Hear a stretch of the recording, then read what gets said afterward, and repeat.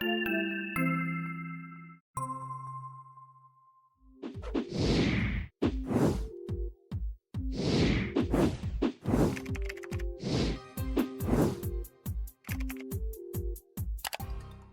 back, Richard. It's terrific to see you again this morning. Good morning. Good morning. March Madness. You don't know about March Madness, do you? I know that there was an upset because it's one of the few times that 16 beat first. 16 beat one. Kentucky and Yale.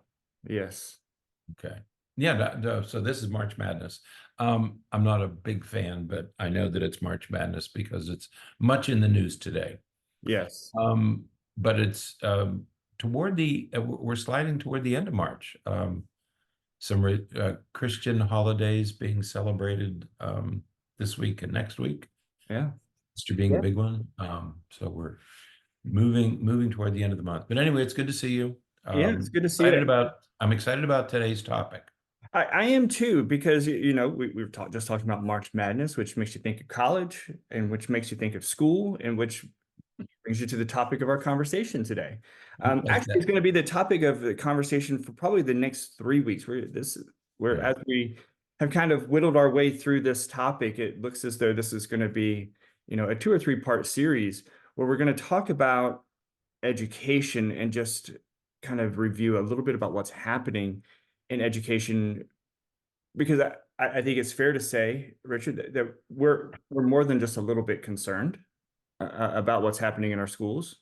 That's what's producing it. I mean, we have an election year, and so education is very much on the minds of most people, not just the stakeholders, but sort of everybody is thinking about education these days because it's become a hot political topic. Right. But I'm especially concerned about what all of this news about education, about what the effect that has on our teachers. Mm-hmm. Because remember, the teachers are the ones they're the ones that we're asking them to educate our children and the next generation of children. It's an incredibly important job. And so I worry a little bit about all this noise about transgender and book bans and school choice. I call it noise because it really doesn't have anything to do with education. And so there's all this noise, and I worry about what effect that has on teachers who are trying to accomplish their important tasks. Yeah, and we get to this topic because over the past couple of weeks, I know we've been talking about a lot of different things related to education, but we've seen some videos of people talking about the way that schools are managing student behavior, and we've of course seen lots of talk about those issues that you just mentioned. Mm-hmm. And the real crux of the problem comes back to what are we asking schools to do? Right. And as you said, one of the big concerns comes down to what are we asking teachers to do? And there seem to be two assumptions, right?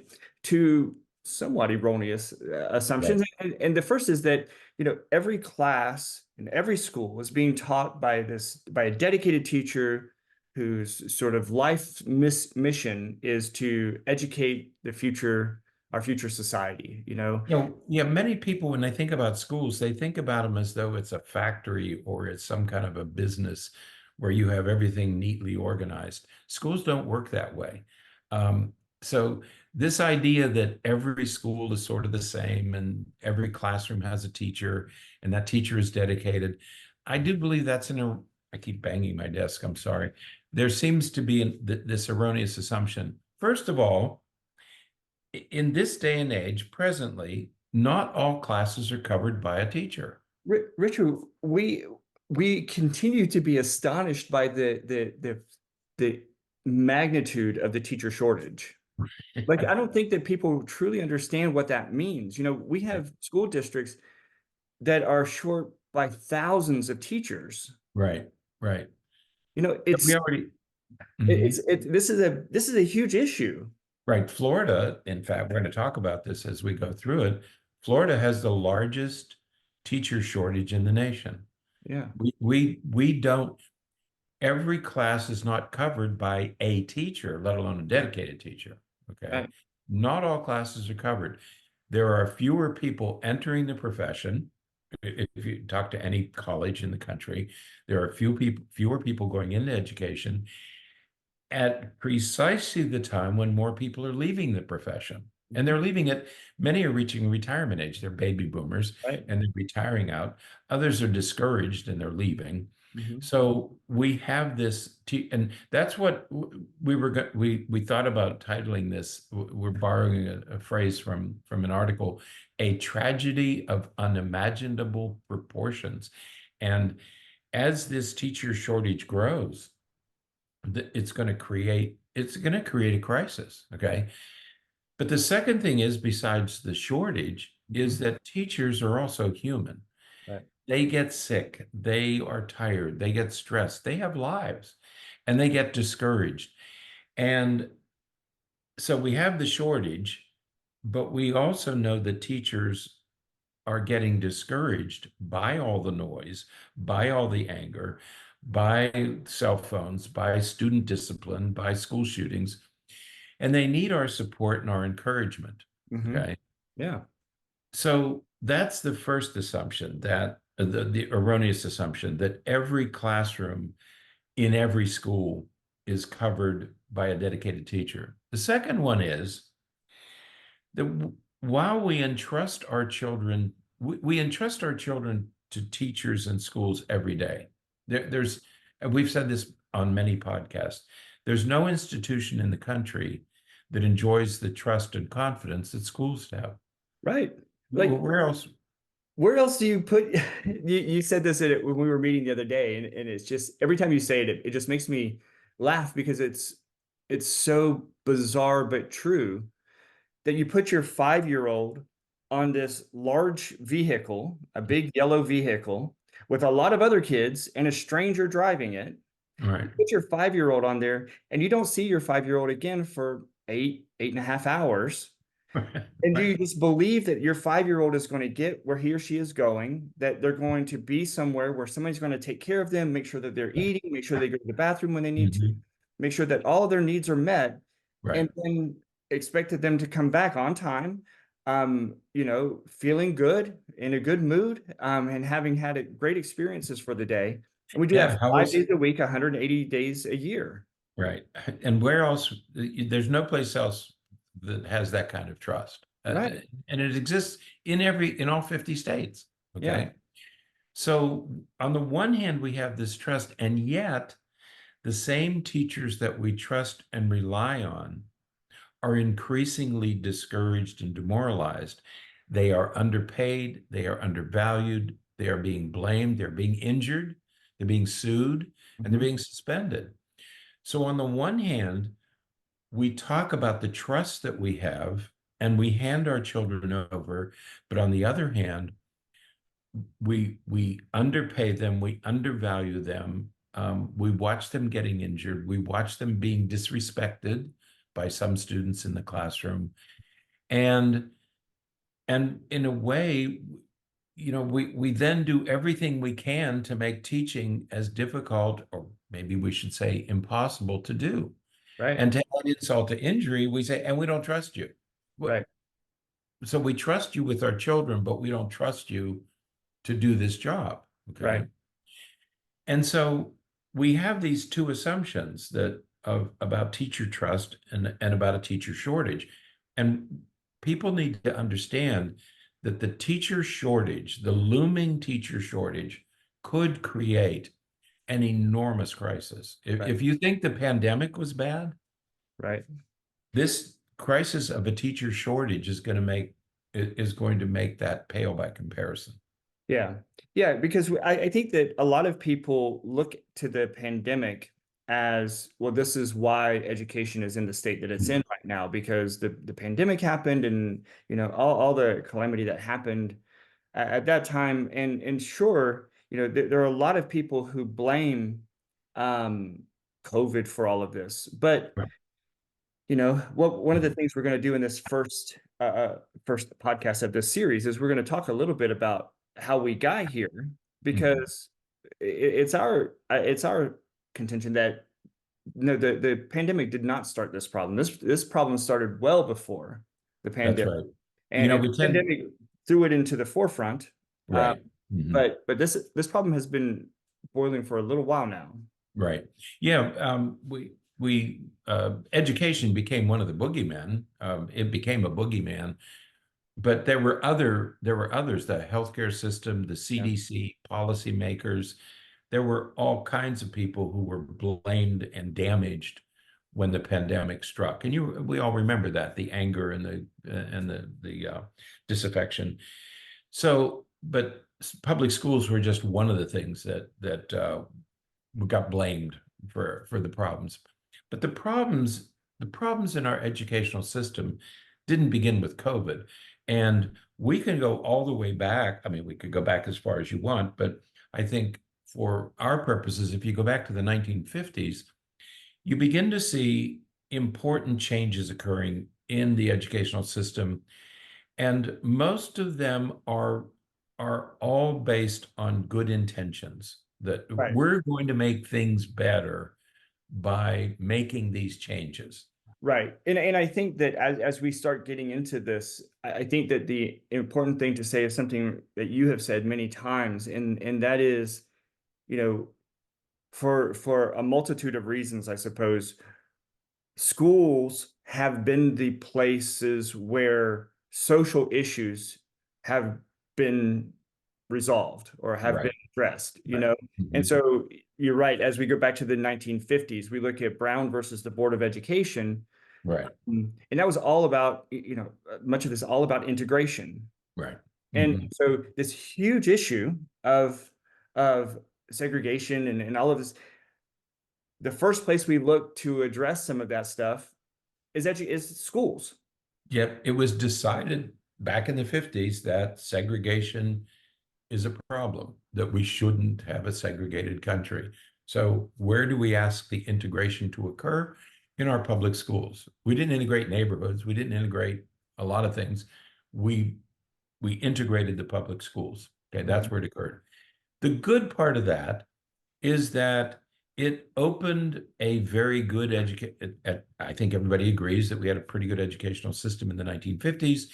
It made that system available for a larger number of kids who had been kept out of that system, mainly Black children.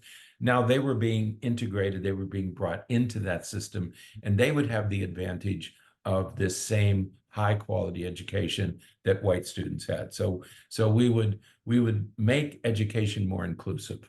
Right. Okay. That was seen as a positive. We were offering this good education to a larger number of citizens. Okay.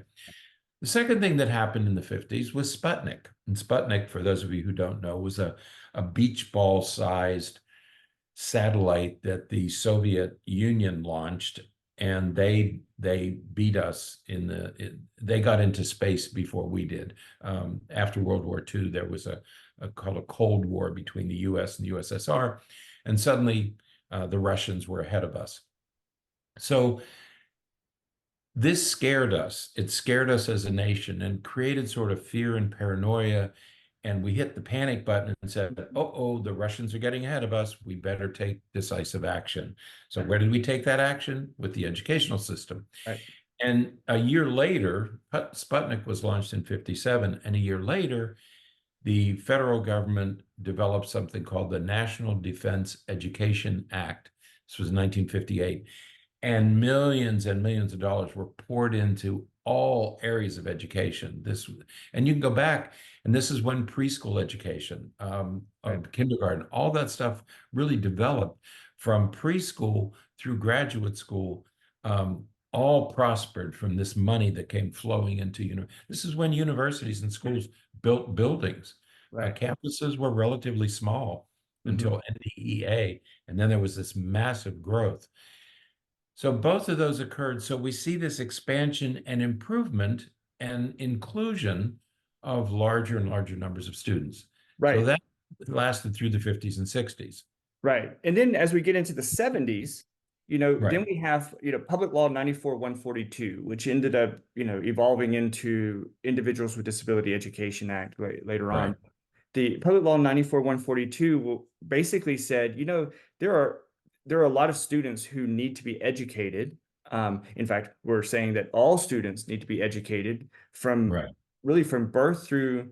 Many of you may not know this, but the public school system is responsible for kids up until their 22nd birthday. Right. And so, so Public Law 94-142 and then eventually IDEA says, regardless of your disability, regardless of your strengths or weaknesses or whatever, you should be afforded a free and public, free and appropriate education. And so this was where we start getting like IEPs or exceptional student education. Right. And this defined what we mean by students with disabilities and how to keep those students in their local schools instead of sending them off to, other schools or Right. right. We're keeping them in our public schools, and the national government is affording additional funding to be Right. able to keep those students in schools and educated. Right. And so from the 1950s through the 1970s, what we see basically is an infusion of money to improve education, especially in math and science, because we want to get ahead of the Russians, but also to include more students in Right. the education, students of color, students who had been in poverty, students with handicapping conditions. So the effort in those first 25, 30, 40 years after World War II was to make the system better and bring more people into the system.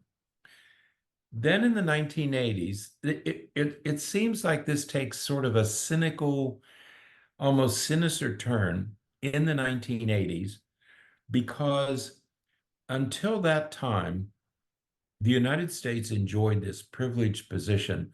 We were one of the few countries that didn't get damaged during World War II. So our factories were still up and running and producing things, and we were building highways, and we were building buildings and building factories and building cars. And we were one of the few nations in the world that could do that because the others had been destroyed.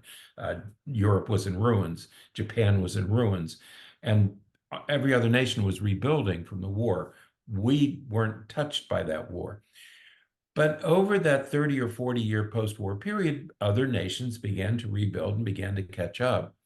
And suddenly, policymakers in Washington, D.C. became very concerned that other nations were passing us.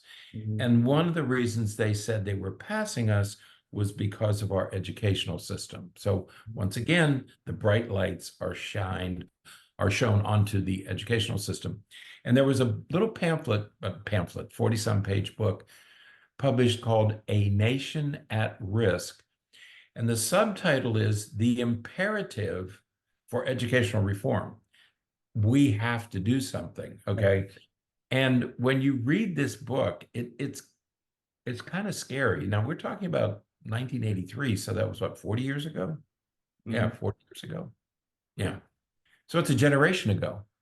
And they said what this book said was, and it wasn't just a book, it was the official government publication from that administration. And it said that our nation is being damaged by a mediocre educational system, and that other countries are matching and surpassing us. And the country that was doing this was Japan. I remember very clearly they said, Japan is way ahead of us. They're doing things that we don't do, and their students are smarter than our students.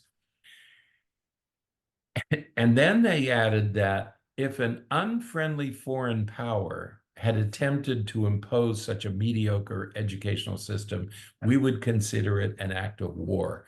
Well, when you start this, when you put it that way, you say, okay, we got to do something about this. Right. I remember, I clearly remember, because I was in education at the time, that it was this scare that other countries were getting ahead of us. The sinister part of this is that the message was that educators are failing us. The teachers, the principals, the professors, the people actually doing the teachers were blamed for this. Right. Okay. And this is a fundamental change that we need to understand. We blamed the educators So therefore, we have to somehow fix the problem from the top. We have to get, I don't know who these people were. Were they smarter? Were they more knowledgeable? Were they more experienced? Somebody needs to take over and make them do it right. Right. Okay. And this ushers in the era of the 1990s. Right. And the shift that happens here is that it goes from, you know, let's pour more resources into the schools to make them better and Right. make all of the schools better. That was the goal, was to make all of the schools better because we wanted all of the population to have the same Right. education, to be, you know, to be built up. And Mhm. what we start to shift now is we are now we're on a hunt for those teachers or those schools or those places who aren't doing who aren't meeting the cut. You know, they're not doing what they need to be doing. And so, you know, we start now blaming teachers for things not for the decline or what is seen as us not measuring up to the other countries. And so it is a very interesting shift that happens because it becomes a very different um, you know, perspective of how do we fix the problem. You know, it Right. went from let's put in more resources to let's figure out who's causing the problem. Let's figure out who's not meeting the cut and blame them, and then do something about that. Right. It would be like taking over a corporation and saying, okay, where can we save money? Who's doing a good job? Who isn't doing a good job? So we sort of had this top-down management of schools. And for the first time in our history, we have now other people other than educators. Prior to this, the government gave us money and it was up to the educators to spend it and do a good job with it. Now, all of a sudden, if we define teachers as the problem, then teachers have to be shepherded, they have to be supervised, they have to be held accountable for what they're doing. Right. And so now for the first time, you feel this top-down pressure on the entire profession, whether it's preschool or universities, you feel this pressure coming from the top that you have to do things a certain way. Yeah, And that's the educational reform that started in the 1990s and is very much with us today. And that's what we want to talk about. We want to talk about what effect that has had on teachers who are trying to do their work in all these classrooms. right. Because if you, again, if you think about that difference between, you know, those earlier years that we were talking about where money was poured into the system at Mhm. all levels, Mhm. now money is available, but but you have to prove yourself worthy first. You have to Right. prove yourself worthy Right. being able to get additional funding or resources. And so, you know, because it was around this time in the 90s and then in the early 2000s and everything, where all of a sudden schools started to get graded. You know, we started Right. to see that schools would earn a grade based upon student performance. You know, Mhm. it would get graded as an A through F, just like students do. Right. We started seeing high stakes testing. We started seeing that teachers would get paid based upon the performance of their students Right. instead Right. of, you know, what they were, you know, the time spent and the work that they put into teaching their students. It was now based upon this grade or this score that students earned on a test. That's right.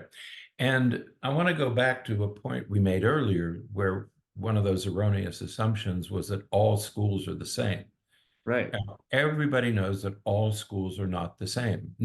Anywhere in the United States, there are high performing schools and there are low performing schools. And we also know that the high performing schools typically are in wealthy areas and low performing schools are in poor areas. Okay. So every school is not equal. But what happened with this change in the 1990s is that we were going to start to grade schools. That was one of the foundations of Governor Jeb Bush was governor then, and he developed what was called the A+ plan. And there were several components of that. One of them was we're going to grade schools based on the performance of students on standardized tests. Mhm. Guess which kids are going to do better on standardized tests? Right. The kids from wealthy, high-performing schools in wealthy neighborhoods. Right. That's just the way this works. Um, Also requiring students to meet grade standards before they got promoted. I remember this, we all remember this, that we said, if students aren't reading at grade level by third grade, we're going to retain them. Well, suddenly Right. that created a demographic nightmare for schools because you had too many third grades and not enough fourth grades. Okay, Right. so catastrophe. And, Okay, and that all happened. That all came about in around 2000 with the No right. Child Left Behind. That's right. Then it happened at a national level. Right. It wasn't just Florida. This was happening in every state.